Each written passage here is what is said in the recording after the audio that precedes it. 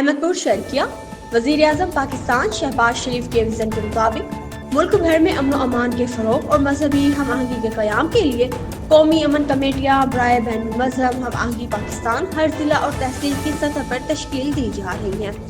اسی سلسلے میں وفاقی حکومت کی ہدایت پر چیئرمین قومی امن کمیٹی ڈاکٹر سید اظہر ظہیر ہاشمی نے doctor Munqad Ahmad Faizi senior central vice chairman کی مشاورت سے تحصیل احمد پور شرکیہ کی نئی باڈی کی تشکیل کا نوٹیفیکیشن جاری کر دیا۔